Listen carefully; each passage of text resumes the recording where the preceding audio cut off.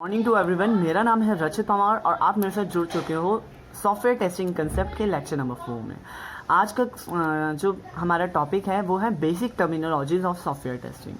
ठीक है, basic terminology मतलब सामान्य गतिविधियाँ या सामान्य चीज़ें हैं। टर्मिनोलॉजीज का I don't know about the meaning, Hindi meaning of सामान्य टर्मिनोलॉजीज, बट बेसिक चीज़ें। ठीक है, बेसिक चीज़ें जो सॉफ्टवेयर टेस्टिंग में यूज़ होती हैं। कभी कभार एग्जाम पॉइंट ऑफ व्यू से ये बहुत इंपॉर्टेंट हो जाता है, क्योंकि उसमें बेसिक टर्मिनोलॉजीज में पूछा जाता है कि right a short note on bug, quality assurance, software testing, या फिर हमारा क्वालिटी ऑफ द सॉफ्टवेयर में आ जाता है ना। तो ये चीज़ें आती है बेसिक टर्मिनोलॉजीज में। तो ज़्यादा टाइम ना वेस्ट करते हुए मैं डायरेक्ट पॉइंट में आता हूँ। सॉफ्टवेयर टेस्टिंग, तो सॉफ्टवेयर टेस्टिंग क्या होता है, मैंने आपको कल भी बताया था। Software testing is a strategical approach to the software, जिसमें हम देखते हैं कि हमारे सॉफ्टवेयर को टेस्ट करना है, किस तरीके से टेस्ट करना है, क्या सॉफ्टवेयर के लूप होल्स हैं, क्या सॉफ्टवेयर की वीक पॉइंट्स हैं। हमें उन चीज़ों को फाइंड करना पड़ता है, उन चीज़ों को ढूंढना पड़ता है।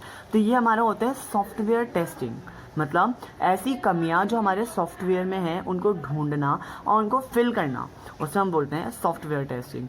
ठीक है गाइस, सॉफ्टवेयर, अब मैंने आपको पहले भी बताया था अपने फर्स्ट लेक्चर में कि सॉफ्टवेयर, कोई भी सॉफ्टवेयर 100% प्योर सही नहीं होता, और कुछ ना कुछ उसमें लूप होल्स होते ही होते हैं। और अगर कोई भी सॉफ्टवेयर 100% सही हो गया तो उसे हम आइडल सॉफ्टवेयर कहते हैं। ठीक है, लूप होल्स होते हैं, जैसे कि एग्जांपल मैं आपको देता हूँ कि अगर आप में से बहुत लोग एंड्रॉयड या बहुत लोग एप्पल आईफोन यूज़ करते होंगे, तो आपके पास प्ले स्टोर या एप्पल स्टोर होगा, तो उसमें आप देखते रहे होंगे कि हर दिन कोई ना कोई सॉफ्टवेयर का अपडेट आते ही रहता है।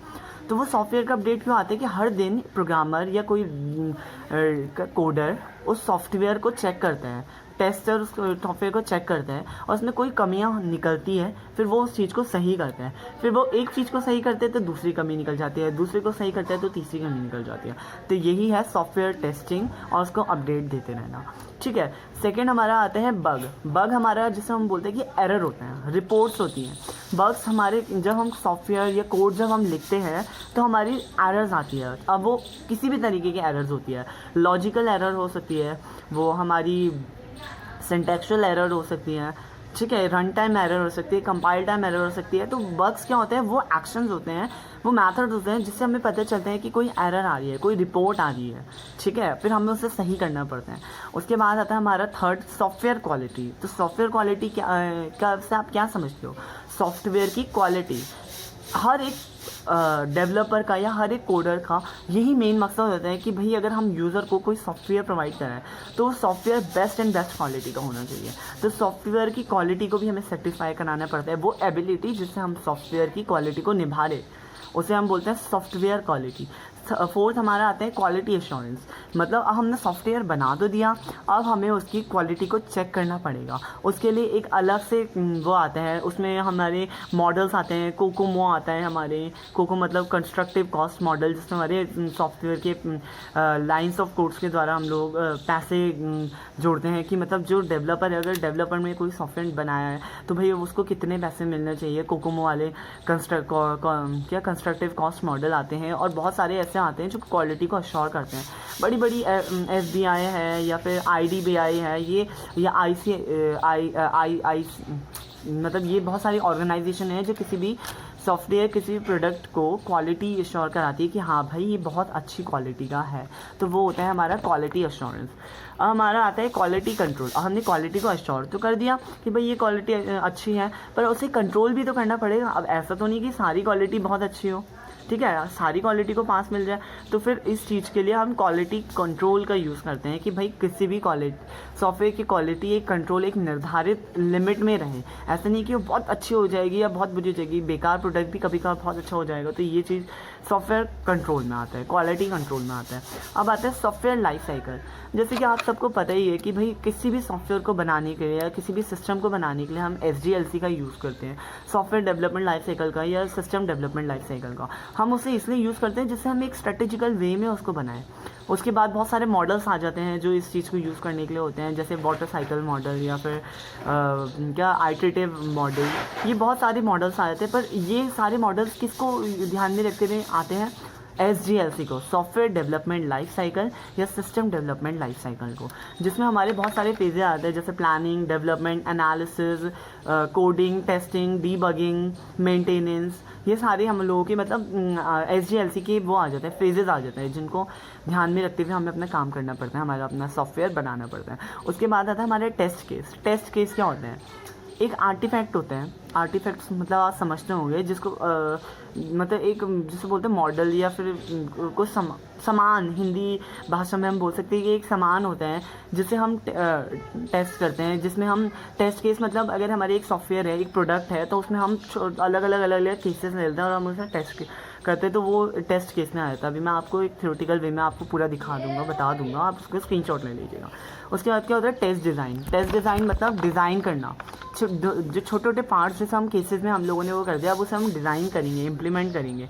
स्पेसिफिकेशन क्या होता है कि हम उसको पढ़ के उसकी ज़रूरतमंद चीज़ें, जो चीज़ें होती हैं हमारे सॉफ्टवेयर में, जो ज़रूरती चीज़ें होती हैं उनको रिक्वायर करें, उसको गैदर करें, तो वो होता है हमारे स्पेसिफिकेशन। वेरिफिकेशन क्या होता है कि हम एक चीज़, एक सॉफ्टवेयर का, एक प्रोडक्ट को वेरीफाई करें उसके छोटे छोटे फेजेस में। वैलिडेशन क्या होता है? फाइनल प्रोडक्ट को वेरीफाई करें, उसे हम बोलते हैं वैलिडेशन। और उसके बाद क्या होता है? बग ट्रैकिंग सिस्टम, मतलब वो सिस्टम जिससे हम किसी भी बग को निकाल सके, किसी भी रिपोर्ट को। बग मतलब यहाँ बग का मतलब है रिपोर्ट, मतलब हमारे एरर को निकाल सके, तो वो होता है हमारा बग ट्रैकिंग सिस्टम। अब मैं आपको ज़रा नोट्स दे देता हूँ और आप उसको स्क्रीनशॉट ले लीजिएगा। लीजिए, ये है basic terminologies of software testing. Software testing assessment between the actual and the expectation behaviour of the program concerned about the final set of test chosen in a certain way. This is one of the quality control. ठीक है, quality control का example है software testing. ठीक है, और यहाँ पे देखिए बग मतलब रिपोर्ट होते हैं। सॉफ्टवेयर क्वालिटी के मतलब किसी भी quality of the software ability जो satisfy the started and employed needs. Quality assurance मतलब set of activities covering all the stage of technological development, production and operation of the software to be done at. ठीक है, ये है हमारा quality control. इसको आप पढ़ सकते हैं और आप पढ़ के इसको समझने की कोशिश कीजिए। बेसिक लैंग्वेज में भी है, पर थोड़ा ऐसा है कि बुकिश लैंग्वेज है, क्योंकि अपने नोट्स अगर लिखने में थोड़ी प्रॉब्लम होती है। ये मेरे ही नोट्स है क्योंकि मेरी ही कॉपी है और मैंने ही इसे लिखा है, पर वही है कि भाई आपको पास अगर आप बुक आती है तो आप बहुत ब्रीफ में चीज़ें होती हैं, फिर आपको समझने में दिक्कत होती है। एक बेसिक चीज़ है, बेसिक लैंग्वेज में लिखा है, छोटा छोटा और शॉर्ट में लिखा है कि अगर आप इसको पढ़ोगे तो आप इससे समझ के आगे अपना खुद बना सकते हो। देख लीजिए, test case design, test case मतलब ये थोड़ा सा बेसिक वो है जो आ जाते हैं। Specification, verification, validation and bug tracking system. Screenshot ले लीजिएगा। टेस्टिंग कराया था जिसमें मैंने आपको बताया था कि एक वाइट बॉक्स टेस्टिंग का पार्ट है, तो पाथ टेस्टिंग की शायद नोट्स इतने अच्छे से वो उस टाइम मिल नहीं पाए होंगे, तो आप इन नोट्स को भी स्क्रीनशॉट ले लीजिएगा और आप वहाँ पाथ टेस्टिंग वाली जहाँ आपने पाथ टेस्टिंग पढ़ा था आप उसमें इसको लिख दीजिएगा। अगर आपको लिखना है तो पढ़िएगा, समझिएगा, क्योंकि पाथ टेस्टिंग क्या था मैंने आपको बताया था। एक एंट्री पॉइंट होता है, एक एग्जिट पॉइंट होता है। एंट्री और एग्जिट पॉइंट को हम बोलते हैं नोड। उसके बाद हमारा होता है नोड हमारे, और उसके बाद हमारे एरोज़ होते हैं जो हमारे होते हैं जिसे हम ज्वाइन करते हैं एंट्री और एग्जिट पॉइंट्स को। ठीक है, तो आप इसको पढ़िएगा, समझिएगा। अगर आपको प्रॉब्लम होती है तो आप मुझे बता दीजिएगा, मैं आपको और अच्छे से एक्सप्लेन कर दूंगा। उसके बाद होता है बेसिक पार्ट टेस्टिंग, जो मैंने आपको बताया था कि अगेन वाइट बॉक्स टेस्टिंग का पार्ट है, इसमें भी नोट्स पढ़िएगा। बेसिक पार्ट टेस्टिंग कुछ नहीं होता, बेसिक पार्ट टेस्टिंग सेम होता है, वाइट बॉक्स टेस्टिंग का ही एक पार्ट होता है, बट वही होता है कि ये टेस्ट केस को डिफ़ाइन करते हैं। टेस्ट केस को मतलब केसेस ले लेता है सॉफ्टवेयर के और उसको टेस्ट करते हैं, धीरे धीरे कर जाएगा लॉजिकल पाथ में। ठीक है, आपको इसमें कोई भी प्रॉब्लम, ये थोड़ा सा थ्योरेटिकल है और इसको समझने में थोड़ी दिक्कत होती ही है। फर्स्ट ईयर, सेकंड ईयर या थर्ड ईयर के बच्चे के लिए थोड़ी दिक्कत होती है, पर आप इसको ध्यान से पढ़िएगा, एक एक चीज़ पढ़िएगा, एक लाइन पढ़िएगा तो आपको समझ आ जाएगा। जैसे कि उससे मैं आपको बता रहा था कि बेसिक पार्ट टेस्टिंग क्या होती है, तो ये एक एग्जांपल है बेसिक पार्ट टेस्टिंग का। पाथ को हम कैसे टेस्ट कर रहे हैं, पाथ 1 है, 1 से 2 जा रहे हैं, फिर 3 जा रहे हैं, फिर 5 जा रहे हैं, 6 और 7। ठीक है, 1 से डायरेक्ट 6 और डायरेक्ट 7, 1 से 2 जा रहे हैं, 4 जा रहे हैं, 5 जा रहे हैं, 6 जा रहे हैं और 7 जा रहे हैं। देखिए यहाँ पे मैंने पाथ बना रखे, 3 पाथ हैं।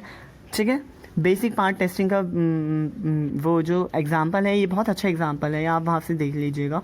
मतलब कुछ नहीं है, इसमें पार्ट डिस्क्राइब कर रहे हैं कि इस तरीके से, और ये अगर आप एग्ज़ाम में बना के आते तो आपको अच्छे मार्क्स मिल सकते हैं पाथ के लिए, कि अगर आपने पार्ट टेस्टिंग या बेसिक पार्ट टेस्टिंग दिखाया। ये एग्जाम्पल है पाथ और बेसिक पार्ट टेस्टिंग का, ठीक है। उसके बाद ये देख लीजिए, स्टेप्स दे रखे हैं यहाँ पे बेसिक पार्ट टेस्टिंग के। कुछ भी नहीं है स्टेप्स में, ये है basic part testing involve testing are, फिर एक में लिखा है कि draw control graph to determine different program path, calculate cyclomatic complexity, ये मैं आपको आगे बताऊंगा, find a basic set of path, generate test case to exercise each path. Example advantages देख लीजिए बेसिक पार्ट टेस्टिंग के।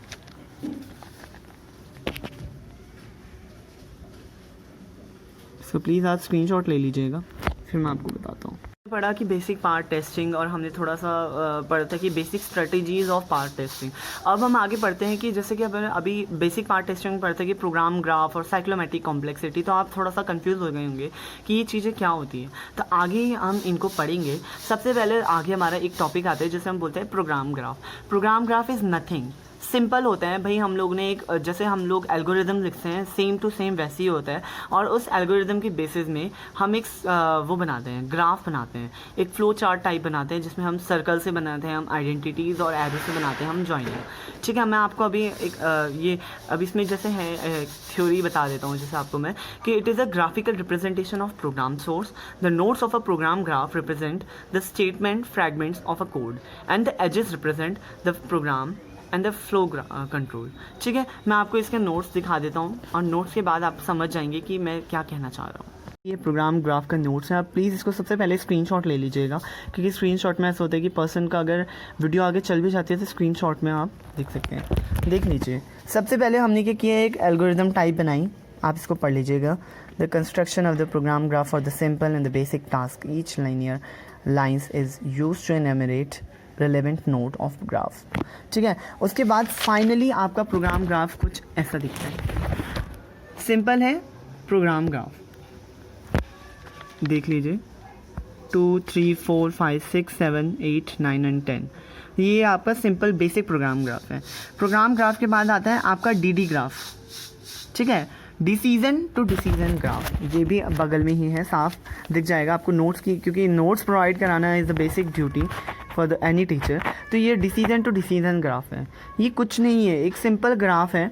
ठीक है, सिंपल ग्राफ क्या है, ये एक टाइप का डिसीजन टू डिसीजन ग्राफ है, जिसमें हमें डिसीजन लेने के काम आता है। जैसे हमारा डिसीजन टेबल आपने पढ़ा होगा, तो सेम टू सेम जैसे ही है। The reason of the program graph such as important role to structure testing is due to the fact that they are form on the basis of the number of testing methods including the basic construction knowledge known as decision to decision path, commonly referred to as GD path. The idea is to use GD path is to create the commonly referred to as GD path. The idea is DD path is to create condensation graph of piece of software program graph in which a number of construct collapsed into single nodes known as DD graph. Something ऐसा होता है। DD graph के कुछ ज़्यादा DD graph ऐसा पूछा नहीं जाता, तो इतना ज़्यादा पढ़ने की कोई ज़रूरत नहीं है। बेसिक बस पता होने के लिए पता होना चाहिए। अगर आपको कोई पूछे तो उसको पता होना चाहिए कि डिसीजन टू डिसीजन ग्राफ इसे हम कहते हैं, मतलब डिसीजन का भी डिसीजन लेने वाला। और इसके कुछ टाइप्स होते हैं। टाइप 1 में होता है single node with in degree 0। In degree मतलब जो कमिंग डिग्री होती है, जो एरो आपकी तरफ आ रहा होता है उसे हम इन डिग्री बोलते हैं, और जो एरो आपकी तरफ जा रहा होता है उसे हम आउट डिग्री बोलते हैं, ये आपको पता ही होगा। ठीक है, टाइप 2 में आउट डिग्री 0 होती है।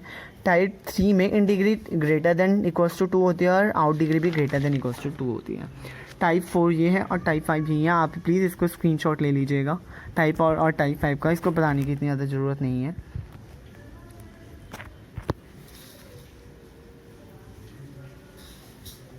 उसके बाद आता है हमारा साइक्लोमेट्रिक कॉम्प्लेक्सिटी। ज़्यादा वो नहीं है, बस थोड़ा सा बस निकालना पड़ता है। साइक्लोमेट्रिक कॉम्प्लेक्सिटी क्या होता है कि भाई कॉम्प्लेक्सिटी फाइंड करने के लिए होता है सबसे पहले तो ये। ठीक है, it is a source code complexity measurement that is been correlated to the number of coding errors. It is calculated by the development of control program of a code that measures the number of linear independent paths through a program module. Cyclomatic complexity was introduced by MC ABC in 1976. It states the complexity of the software is directly proportional to the number of decision-making constraints to the program. Types of decision making constraint are if अब देख लीजिए decision making constructs क्या हो सकते हैं if else switch for while do while ये आपने शायद पढ़ा होगा ठीक है साइक्लोमेटिक कॉम्प्लेक्सिटी पढ़ लीजिए आप इसको साइक्लोमेटिक कॉम्प्लेक्सिटी एज देख लीजिए कुछ नहीं होता साइक्लोमेटिक कॉम्प्लेक्सिटी मतलब एक इनका ना एक फार्मूला होता है ठीक है G=E-n+2 का एक फार्मूला होता है ये आज चीज़ मैं आपको बता दूंगा पर वो ये कि आप पहले नोट्स देख लीजिए statement flow chart flow graph cyclomatic complexity देख सीक्वेंस के लिए क्या होता है अगर आपका सीक्वेंस में है तो आप ऐसा बनाओगे साइक्लोमेट्रिक कॉम्प्लेक्सिटी वाइल में है तो समथिंग आप कुछ ऐसा डायग्राम बनाओगे इफ एल्स में है तो आप कुछ ऐसा बनाओगे और अंटिल में है तो आप कुछ ऐसा बनाओगे देख लीजिए इसका फॉर्मूला है ई मतलब नंबर ऑफ एजेस आपको पता ही है इसमें एजेस क्या है एन मतलब नंबर ऑफ नोड्स 1 2 3 ये जो सर्कुलर पार्ट है ये हमारे नोड्स होते हैं ठीक है G=P +1 where P is the number of predicate nodes that contain condition मतलब वो नोड्स जो कंडीशन को कंटेन करते हैं तो ठीक है साइक्लोमेट्रिक कॉम्प्लेक्सिटी का सिर्फ ये एक फॉर्मूला है ज़्यादा थ्योरी नहीं पूछी जाती है बस ये पूछा जाता है कि भाई अगर आपको बेसिक पार्ट टेस्टिंग करने है तो साइक्लोमेट्रिक कॉम्प्लेक्सिटी बता दो तो साइक्लोमेट्रिक कॉम्प्लेक्सिटी इज़ नॉट एन बहुत ईजी है बट बहुत इंपॉर्टेंट नहीं है not important for exam point of view ठीक है क्योंकि अभी मेरा बेसिक पर्पस ये है कि भाई अगर कोई पर्सन पढ़े तो वो एग्ज़ाम पॉइंट ऑफ व्यू से रिलेटेड पढ़े तो एग्ज़ाम पॉइंट ऑफ व्यू में साइक्लोमेट्रिक कॉम्प्लेक्सिटी का बस ये अगर आप ये बना के आ जाओगे और ये बना के आ जाओगे थोड़ा सा लिख दोगे ना साइक्लोमेट्रिक कॉम्प्लेक्सिटी या डी ग्राफ तो आपको समझ आ जाएगा अब फ्लो ग्राफ देख लीजिए फ्लो ग्राफ आपको पता है कैसे बनते हैं स्टेटमेंट्स को मिला के फ्लो ग्राफ बनते हैं मतलब एक बात बताता हूँ मैं आपको चाहे आप फ्लो ग्राफ बनाओ या आप फ्लो चार्ट बनाओ या आप डी पाथ बनाओ या आप कोई भी ग्राफ बनाओ सेम होंगे देखने में सब सेम होंगे बट वो ये उनका नाम चेंज हो जाता है फ्लो ग्राफ देख लीजिए फ्लो ग्राफ में भी हमने साइक्लोमेट्रिक कॉम्प्लेक्सिटी का यूज़ किया है ठीक है और ये है साइक्लोमेट्रिक कॉम्प्लेक्सिटी की प्रॉपर्टीज़